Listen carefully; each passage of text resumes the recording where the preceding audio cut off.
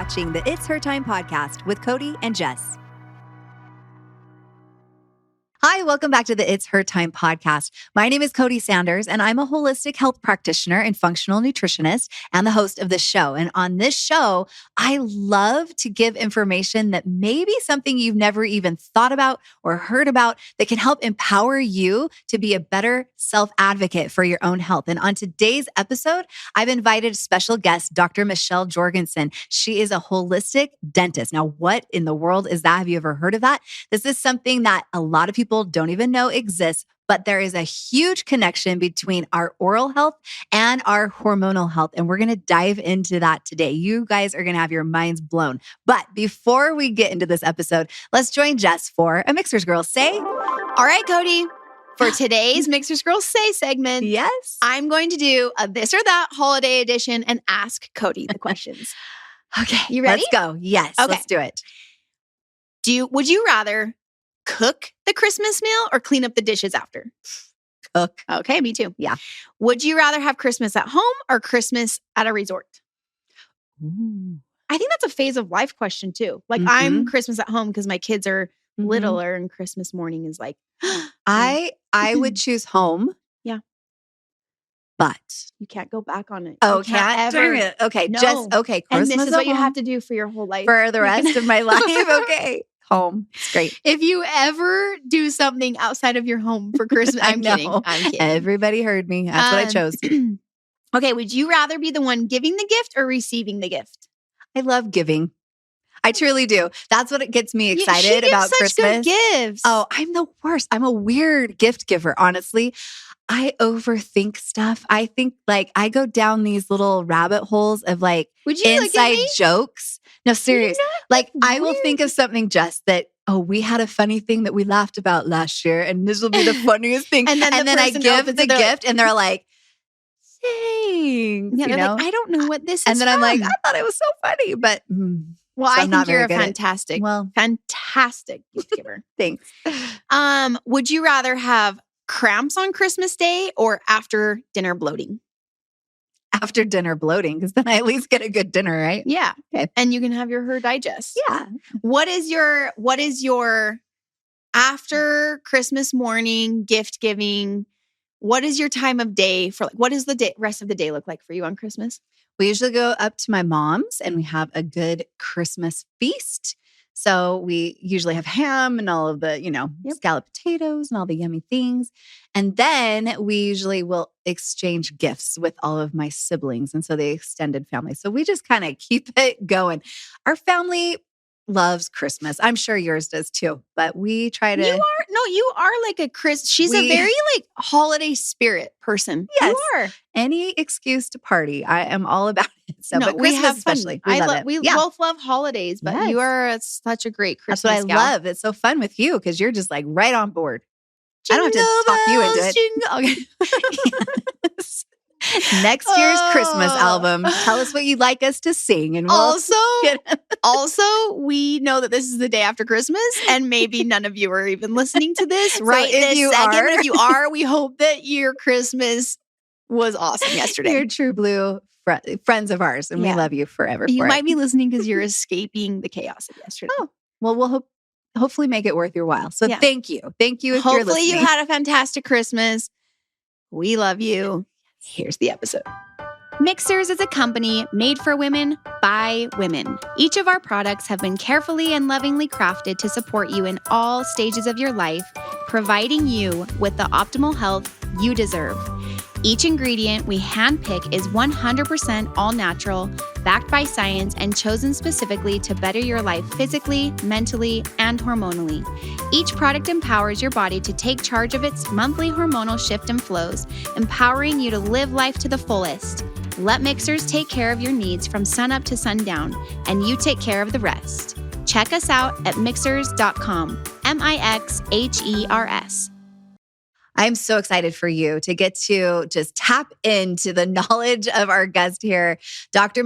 Michelle Jorgensen is my guest. I talked about her in our intro, but I want you, Michelle, to just say hi and tell the audience a little bit about yourself and kind of how you found holistic dentistry. Yeah, it's really interesting because it was not intentional whatsoever. I was practicing dentistry and I thought that it would just go along like I had been practicing. Yeah. So it was about 10 years in, but I was having a lot of health issues. So interesting, a lot of what you talk about with hormonal health, I was really struggling with that. I'd had infertility since I was, knew that I wanted to have a baby, early 20s, had been struggling with that ever since that time, never had really been successful. So hormonal health was always something going on, but then I started having digestive problems.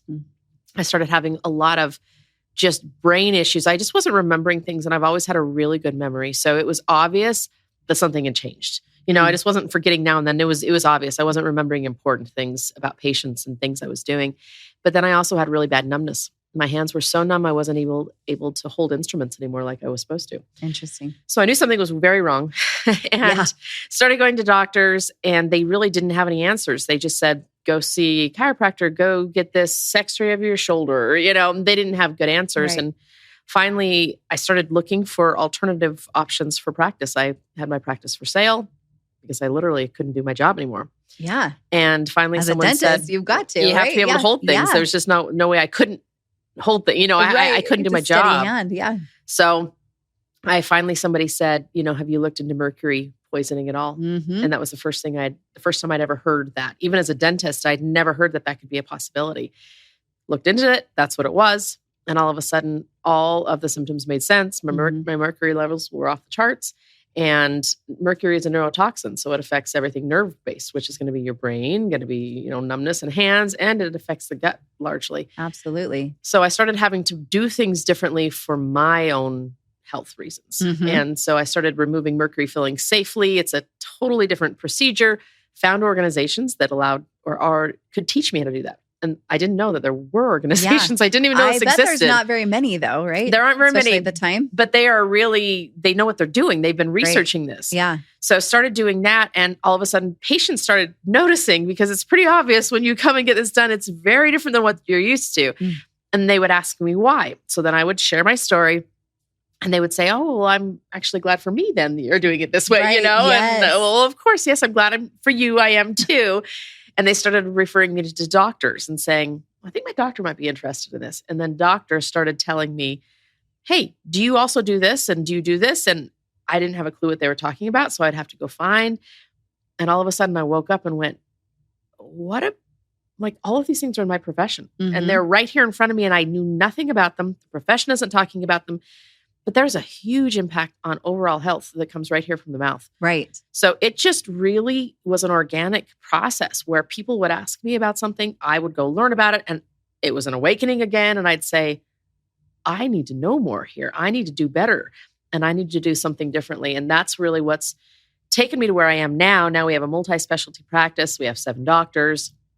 We see patients from all over the world now that we care for, because we understand how does the mouth, number one, reflect health, but also affect health. And those are the 2 biggies. And, before we even started, you and I were talking about some of those things. So there's a huge connection between hormone health and women's health and what goes on the mouth. And I didn't know anything about it 15 years ago, but now I do. You're not alone. Even still, 15 years later, I feel that's why I'm wanting you on this podcast, because there's so many people out there that have never even heard about some of the things we're going to be talking about today. Yep. I feel like, there's a lack of maybe education for practicing dentists still. 100%. And then there's just, with this podcast, we're always trying to share and help you understand what tools are available out there. So what questions should you be asking? What is even an option?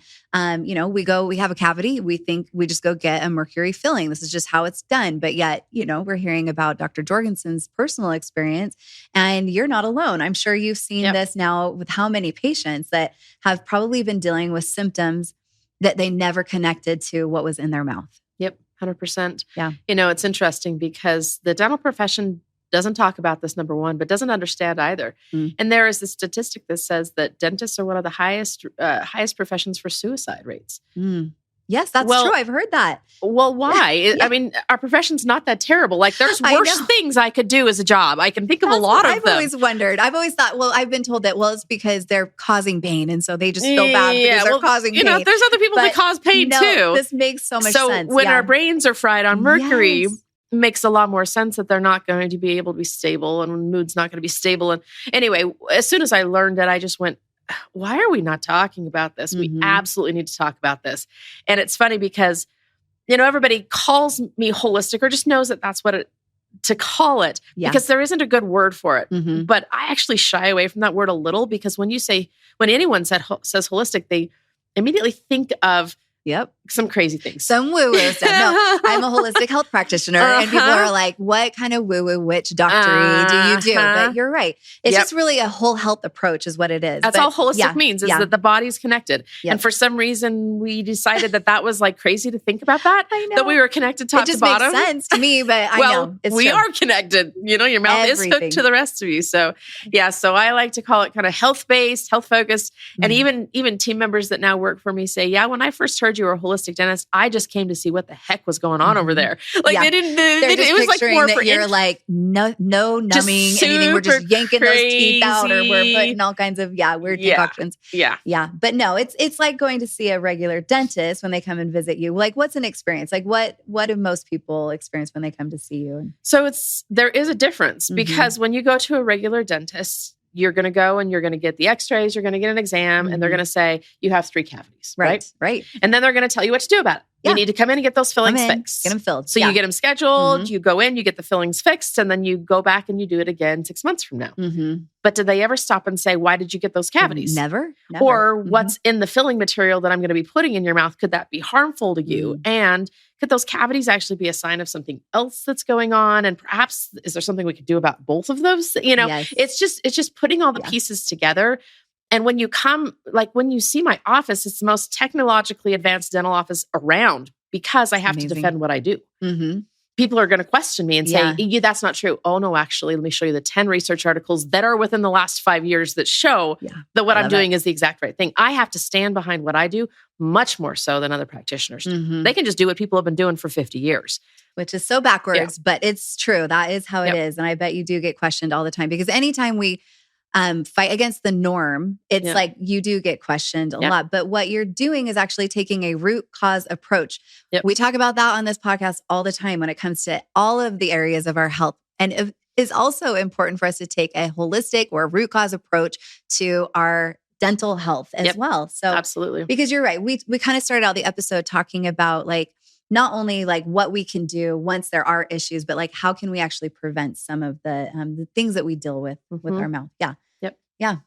So interesting. So, and I'm loving that you're so prepared and able to help a lot of other dentists. Have you found that you are training a lot of other dental practices and helping them to be able to kind of establish themselves like you? Or yes, very much so. We have a training arm. But we also have a directory, which I'm really excited about because I get so many questions, probably 15, 20 patients a day saying, how do I find a dentist just like you where I am? Yeah. And there are some directories online that I've been directing people to. However, they aren't specific.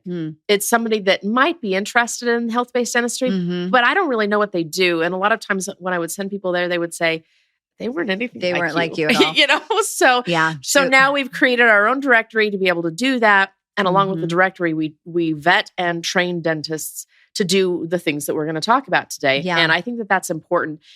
The other piece is what questions should patients be asking? What should you be asking as a patient when you call to make an appointment with the dentist? And there's some very specific things that you need to ask about. And so those are the things that we're going to talk about today. I can't wait to dive into all of that. But it's so awesome that you created a directory because I know our audience is going to be sending us in all kinds of messages. Like you're going to have all kinds of requests for new patients. But that's good to know that there are some people out there that you really trust. So let's dive into it though. Let's get ourselves empowered so that we know exactly what we should be asking when we are looking to work with somebody similar to Dr. Jorgensen. So what are some of the most important questions that we should know to ask? So the big 3 that I want people to really think about and talk about when they're looking for a dentist is number 1, prevention. How do you actually prevent what is a cavity? Why is it formed? Is it just because you didn't brush your teeth very well? So there really needs to be a focus on prevention, and it needs to be more than just here's some fluoride.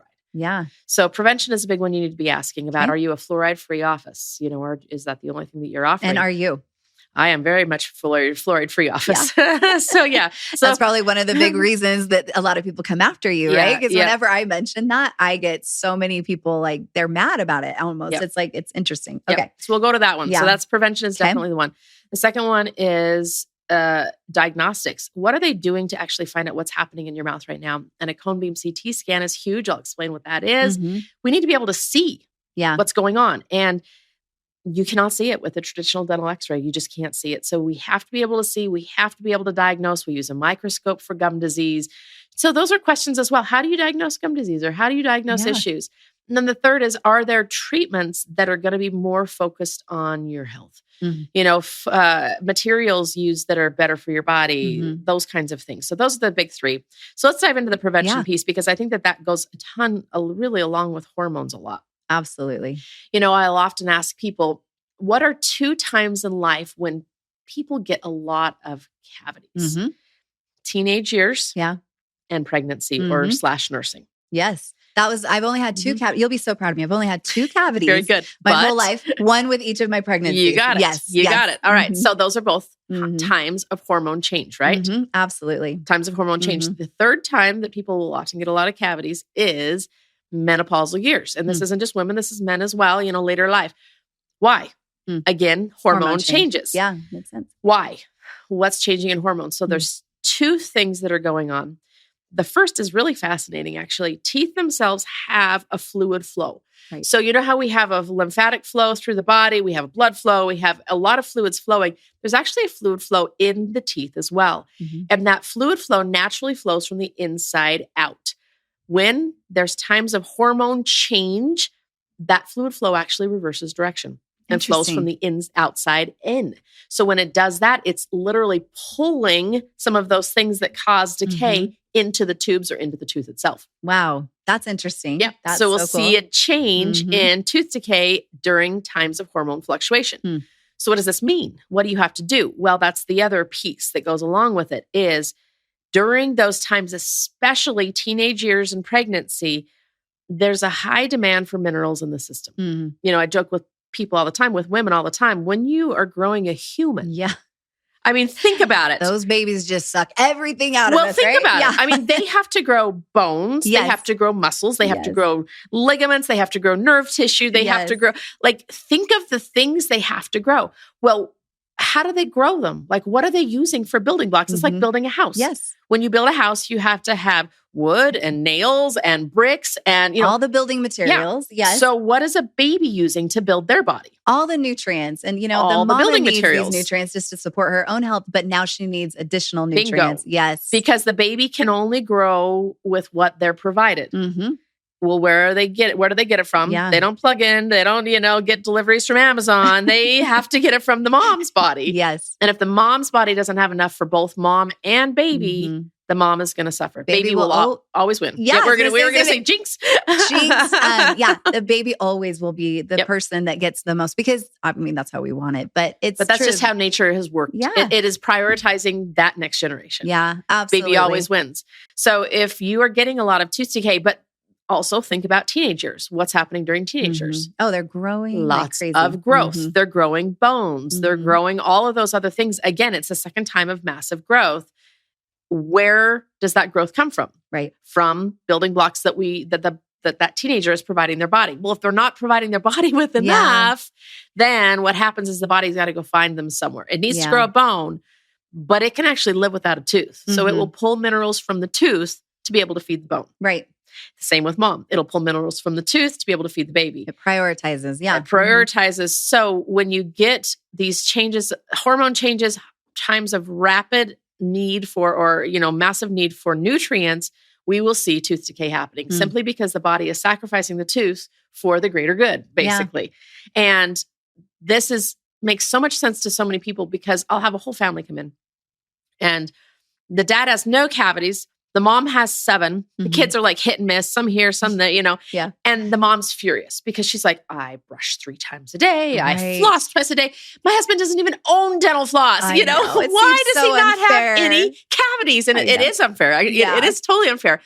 That if the only way that a cavity formed was because they didn't brush or floss their teeth, then dad should have the most. Dad would have the most, right? That's right. Yeah. But it doesn't happen that way because mom's body is required to provide more.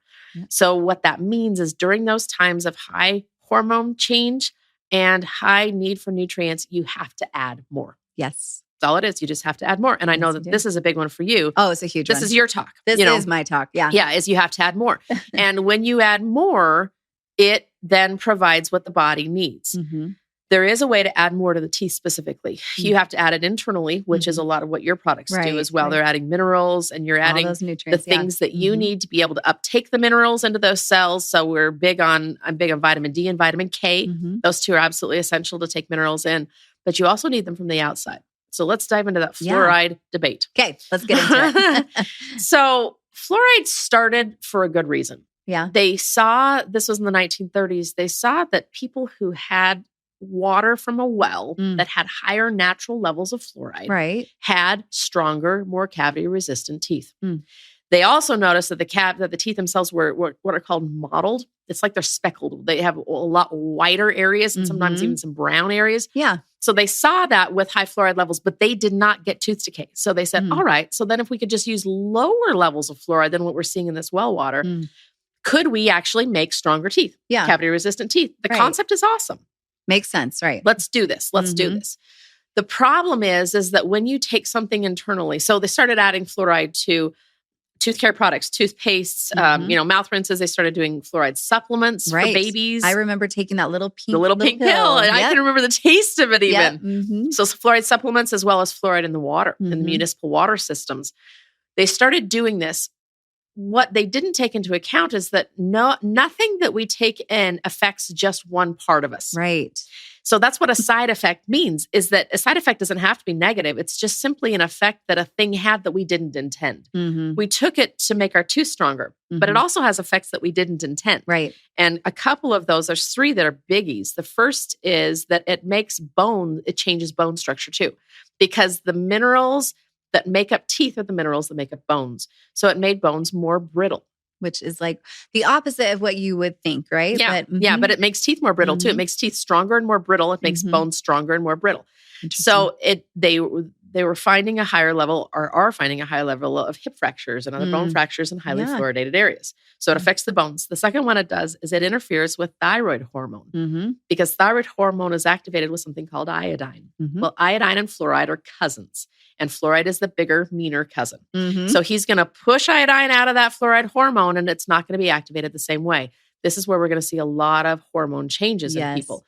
How many people do you know that are low thyroid? So many. I mean, and obviously that's, in my profession, I work with so many women that are suffering with hypothyroidism, and they're never associating that there's any connection to with possibly the fluoride that they're consuming. Yeah. Yep. Because fluoride activates the thyroid hormone, but doesn't make it usable. So on a test, you go and get tested for thyroid hormone levels and they say you're just fine. Looks normal. Looks totally normal.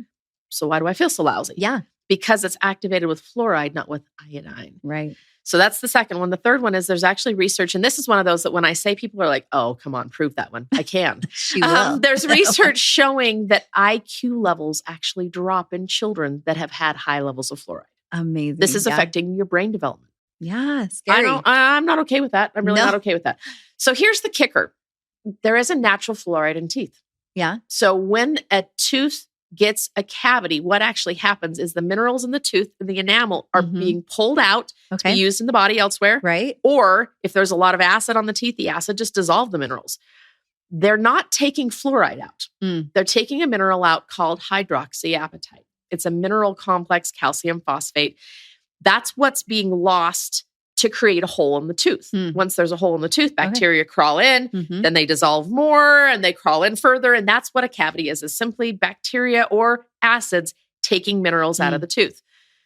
So if fluoride wasn't the reason for the cavity, why are we adding fluoride back if we get a cavity? Yeah, there's not a fluoride deficiency then. Okay. Correct. That's exactly what I always say is a cavity is not a deficiency of fluoride. Okay. A cavity is a deficiency of minerals. So the fluoride concept was good, but we don't need it. Right. We just need more minerals. That's all we need. And we need minerals that are specific basically the minerals the teeth are made of. So we actually use what's called hydroxyapatite. There's a lot of talk about hydroxyapatite today. Okay. A lot of talk and controversy about kinds of hydroxyapatite. I'm just going to keep it super simple for you. Okay, great. Basically, you want hydroxyapatite that's small enough to get into the holes. Okay. Small enough to get into the holes. So what I use is something called a micro hydroxyapatite. People are concerned because there's something called nano, which is really, really tiny, and they're finding it in brains. So we don't want to go that small. We don't want to go small enough that it's going to get into your brain, but we do want to go small enough that it's going to get into the tooth. So micro hydroxyapatite. And there are a lot of products nowadays that you can find hydroxyapatite in. I have a tooth powder, made it with another friend of mine with just ingredients. And the reason I did that is because I want people to have healthy teeth, no cavities, no sensitivity, none of those issues, even when pregnant, even as a teenager, without using fluoride. And it's possible. And you're doing so by addressing the root cause. You're remineralizing. So yeah, I love it. Thank you. That's so helpful. I feel like this is going to be some new information for a lot of our listeners today. But as you're listening, it just makes so much sense. And so I hope that it's maybe making you ask yourself some questions. Maybe you're having a couple aha moments. So it's so awesome. So thank you so much for sharing that. Yep. All right. So that's the big one. And if you are a teenager, if you are a mama, if you are pregnant, nursing, you're going to need to do more. Yeah.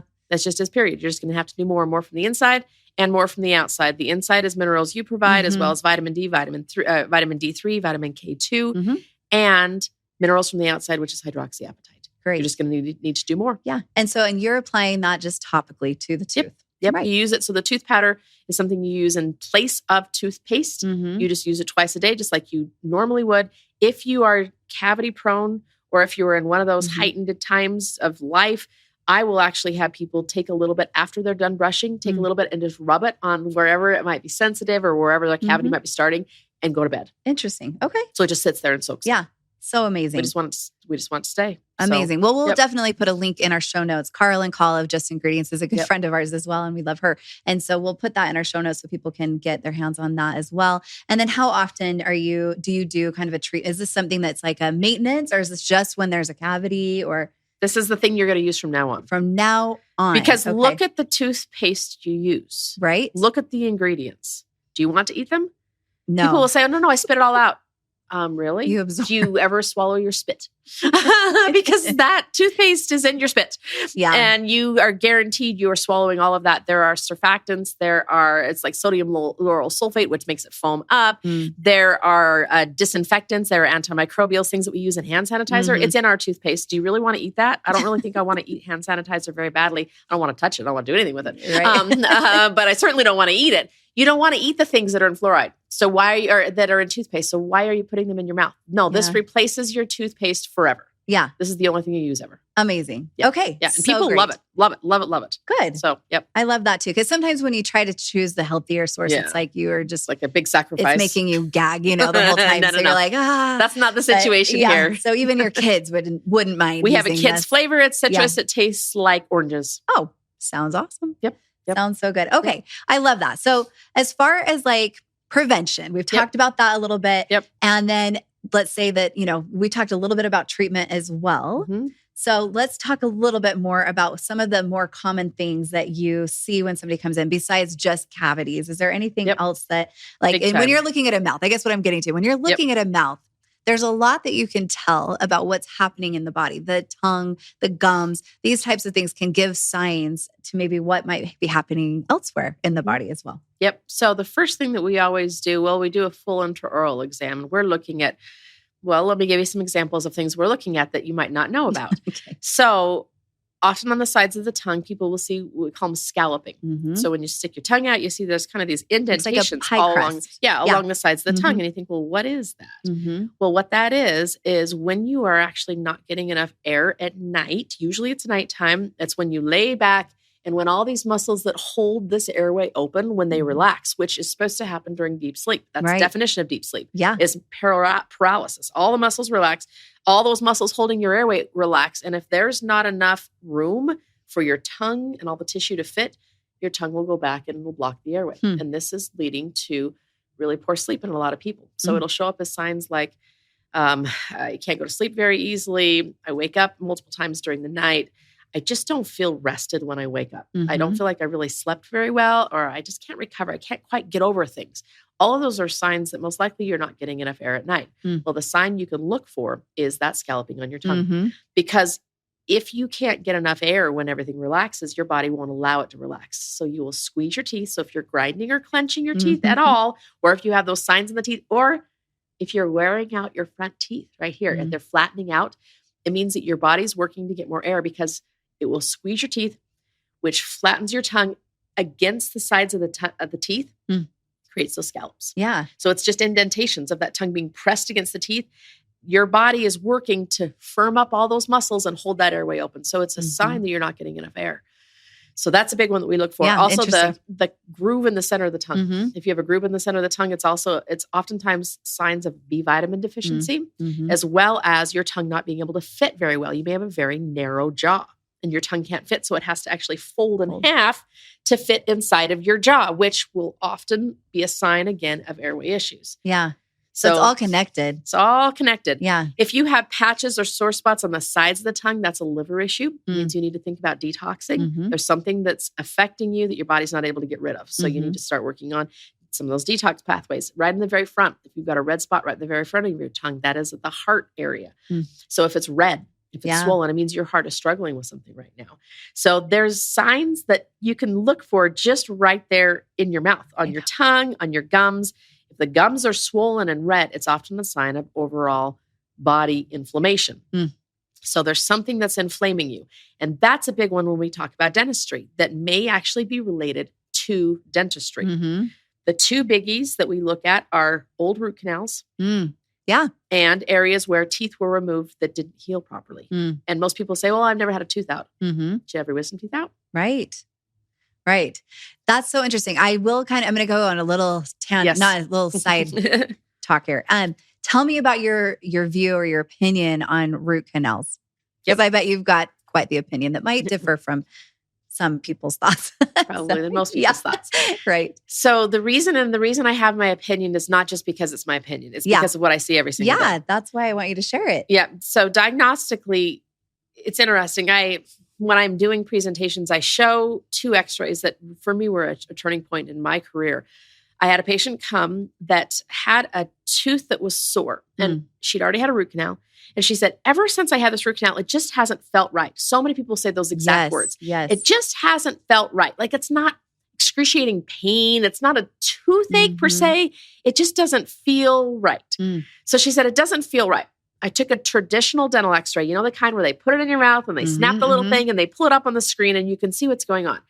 I looked at it and I said, it looks fine. And honestly, if you had shown it to 100 dentists, probably 99.9% would have said, it looks fine. Yeah. And she's like, it just doesn't feel right. I had just gotten a new machine. It's called a cone beam CT scan. So it's a dental specific CT scan that just shows the head. Very different than the hospital. Everybody's always like, what? You're doing a CT scan? It's not like the hospital. It's not like the whole room thing. Right. It's not like that, but it is 3-dimensional. So I take a scan of this and I can turn you upside down, inside out. I can peel back layer by layer by layer and find out what's going on. We took a scan. I said, you know what? I got this new machine. Yeah. Let's go take a scan. Yeah. Took a scan. That exact same area, I'll always remember, it was on the upper left. That exact same area on the scan showed an area bigger than a quarter of bone that had been eaten away by infection in her jaw. That root canal had failed, meaning it had gotten reinfected by bacteria. But because the nerve was gone, she didn't have the sensation that you would usually feel. Yeah, the signal that your body would normally give you to give you the warning, right? The toothache was gone because there was no nerve there. So she didn't know. She knew that it didn't feel right. Yeah. But she didn't know what was happening. I didn't know because my regular dental x-ray is 2 dimensions. I can't see what's really going on.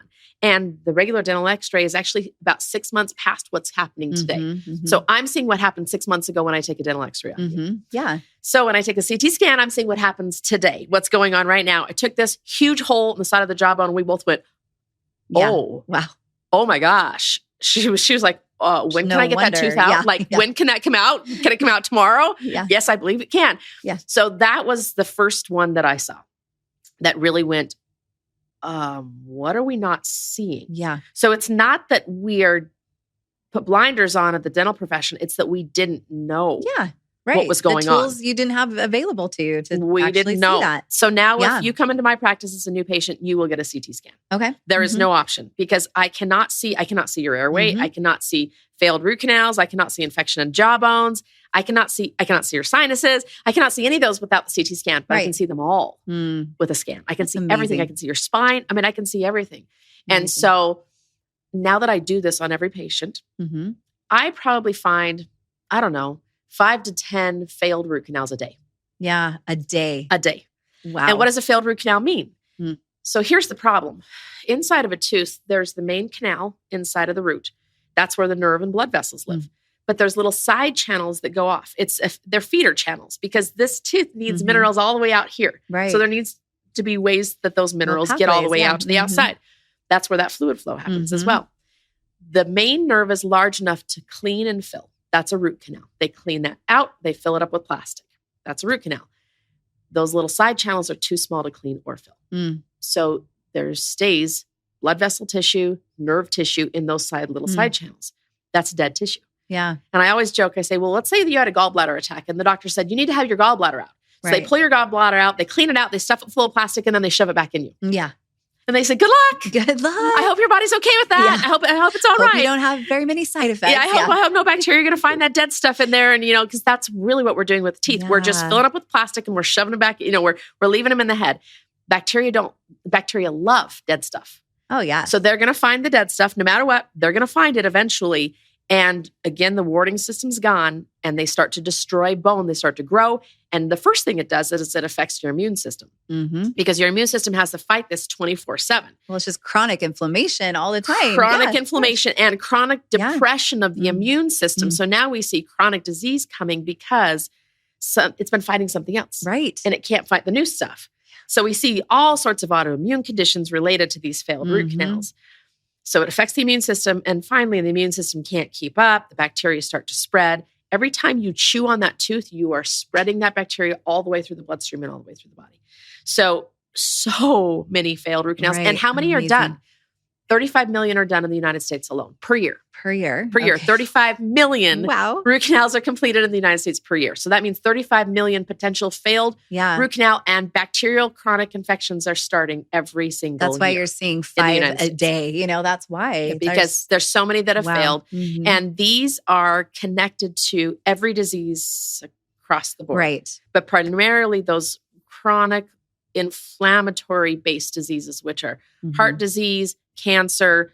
In fact, there's a direct correlation between root canals right here on teeth right here called bicuspids and breast cancer. I have yet to find a person with breast cancer that doesn't have a root canal. That's so interesting. I'm glad that you brought that up. Yep. I've read some things about this and I've found it fascinating because, I have a little bit of a background in traditional Chinese medicine. And so we talk a lot about the tongue and about the teeth and how it's just connected to every system in our body. Yep. And so to me, I just find all of this so fascinating. I bet you girls, I hope you're geeking out with me right now as we're listening to Dr. Jorgensen because it's so fascinating how our body communicates with us. And then when you have somebody that's a gifted and talented and knowledgeable practitioner that knows what to look for and then also now knows what to help you do to be able to either treat, prevent, treat, or heal or whatever that we need to do after, finding all this stuff out. I just think it's fascinating. So amazing. So I think that this is something that I hope is opening a lot of people's eyes. Now, what I want to talk about now is okay, with this information, we know we need to find the right dentist.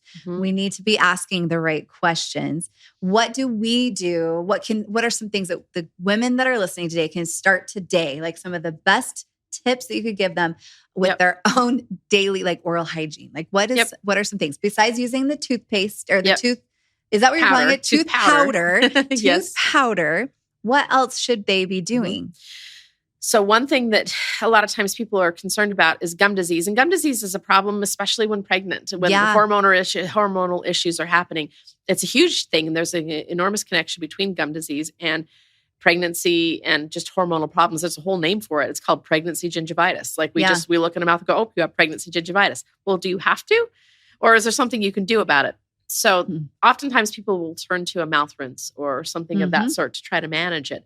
And the concern with mouth rinse is that most of them are high in alcohol content. So you have to be very careful with them for a couple of reasons. Number one, that alcohol is getting into your system. And it's not the kind of alcohol that anybody really wants. Right, It's ethanol. It's not the stuff that you want, you don't. But the other thing is it dries out all the tissues.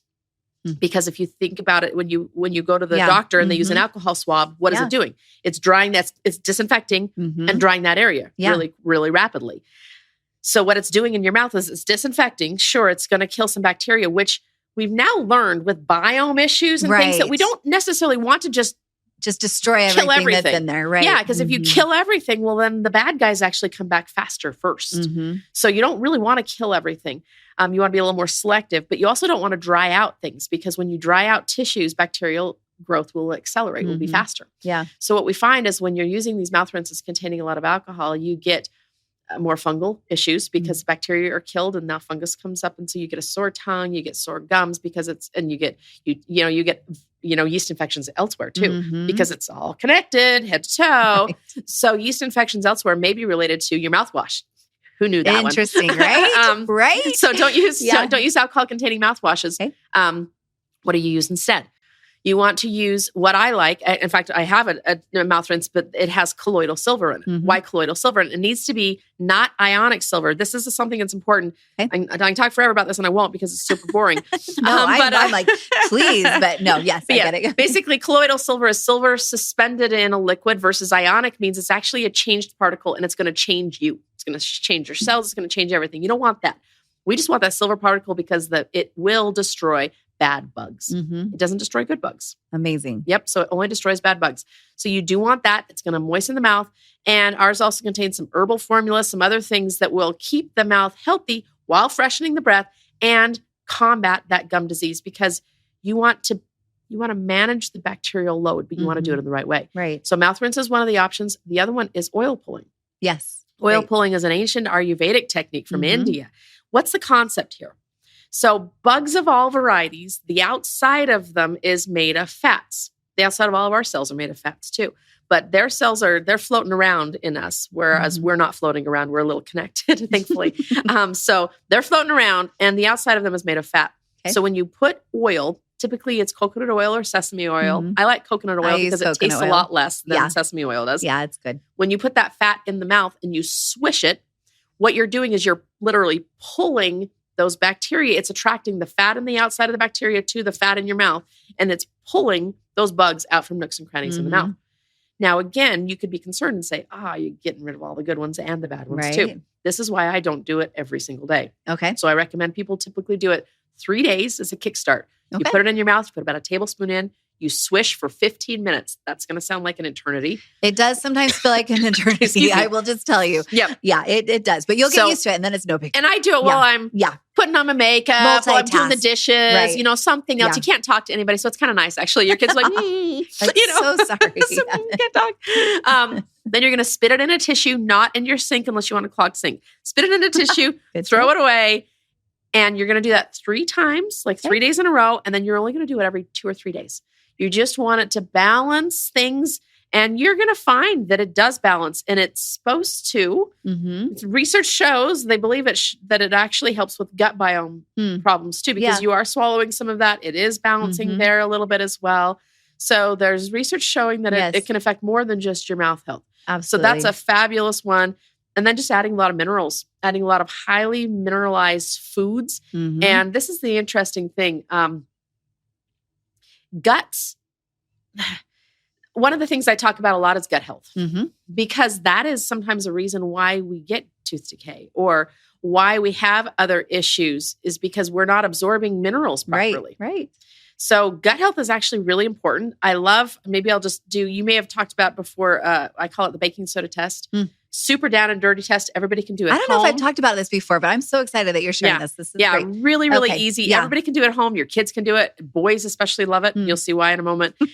You take a 1/4 teaspoon of baking soda in a 1/2 cup of water, dissolve it, and then drink it. You're then going to time to see how long it takes you to burp. This is the boy component. So you want to see, everybody's hoping for a burp. And you want to see how long it takes to burp. What's going on? that baking soda is interacting with the acid in the stomach. And it's just like that volcano experiment that you did when you were in, elementary school. Science yeah. And you poured the vinegar and the baking soda and the volcano erupted. You're going to erupt and it's going to show up like a burp. What you're going to want is to burp within 2 to 3 minutes. Okay. If you don't burp within 2 to 3 minutes, it tells us there is inadequate stomach acid to do the job of stomach acid. And what is it down there for? People will say, oh, that stomach acid, we need to drink a lot of alkaline water. We need to do, that's actually a really bad thing to do because that is one place you want a lot of acidity. You need it. Because what that acid does is it breaks proteins apart into amino acids. Amino acids are the little pieces of proteins that our body knows what to do with. It ionizes minerals. And when you ionize a mineral, what that means is it's a mineral looking for a buddy to bind to. So it's now going to find a buddy to bind to, and it's going to be part of that cell. It's going to be part of our tooth. It's going to be part of our bones. We want ionic minerals. We want ionized minerals. So the acid does that. It changes that mineral state. It kills the bugs that we eat because believe me, we eat bugs. In fact, in my house, we eat a lot of them because we eat straight from the garden. My daughter-in-law doesn't like eating in my house. Sometimes she's like, there's something crawling in my salad. I'm like, don't worry about it. You'll be fine. Protein, You'll be just totally fine. don't look very closely. But it kills the bugs that also hit the stomach because we eat a lot and we breathe in a lot. So that acid is super important. So if you aren't getting enough minerals, it's going to show up in a lot of ways. And that's one thing you really need to focus on if you want to keep this mouth healthy is your stomach working? Yeah. Do the test. See if it's working. I love that test because that's something everybody can do and it's easy. It's actually fun science. But it's so important. I mean, there's so many people that I've worked with that, we always start with the gut. Honestly, with anything that I'm dealing with anybody, we always look at the gut. They use a lot of antacids because they think that acidity is like something that that's should the be, enemy. But it's actually what is the friend. There's no more teeth once your food leaves your mouth. And so you depend on that acid to break up all of the food, anything that you put down there. And that's what's necessary in order for your body then to utilize and absorb these nutrients like Dr. Jorgensen's talking about. And so, it's all connected. We just had an episode a couple weeks ago about the skin, gut, and brain connection, but you could also say it's with the mouth connection as well. Everything is connected. 100%. I love that. Yep. So fascinating. All of this is such great information. I hope you girls learned so much and that you feel a little bit more empowered to understand about what's happening with your body and how your body is communicating with you. And then go and find the right dentist and find somebody that's actually going to understand how to prevent and also to treat and to heal what's happening with your body and understand how everything is connected. I'm going to put all kinds of ways that you can connect with Dr. Jorgensen, but is there anything else that we didn't bring up already that you would want to share with our audience? The biggest thing that I will tell people is just don't be afraid to know things. Yeah. When you go to a provider, if they are saying things like, oh, no, you have to do fluoride. You just don't know. You're just one of those crazy people. Just say, you know what? Actually, I do know. Thank you for your opinion, but I'm choosing not to do that today. And it's okay. And it's okay to look for somebody who's okay with that. Yes. Because there are more and more of us that are saying, it's all right. And I agree with you. So that's completely all right. It's okay to be an advocate for your own health. And hopefully we're making those resources more available so that you don't have to work so hard and maybe be shamed and guilted into things that you don't feel good about. There are practitioners that are waking up to the fact that we have more of a responsibility than we thought. We thought our job was to basically give you a pill and give you a prescription and send you on your way. Yeah. And instead, our job is to partner with you because you are working really hard on your own and you're doing a lot of great things. And so we can partner with you and work with you to help you improve health. So we don't have to have all the answers. That together is actually where the healing comes because you do the healing. We don't do any of the healing. You do it. Your body does it. So it's okay. It's okay to be an advocate for your own health. Ugh. Amen to all of that. Can you see why I wanted her on this podcast? She's absolutely aligned with everything that we talk about and stand for. And the whole purpose of this podcast in the first place is to help you be your own best health advocate. So ask the questions. Don't let somebody talk down to you about it. If you are talking with a dentist that's making you feel stupid for asking questions, find a new one. And we're going to have the resources there for you. So thank you so much for being a guest on today's show. And thank you for tuning in. We love our community here. And we are excited because our community is growing and we have so many fun, exciting things that are going to be coming up this year. In fact, we are going to be doing some live events where you that are our audience can actually come and see a episode recorded in person. So if you are interested, I encourage you to go and look in our show notes. There will be information there and ways that you can sign up. It's free, and we're going to have incredible guests and all kinds of fun little surprises for you if you come and attend these events in person. All right, until next week, I hope you have a very happy and healthy week. Bye.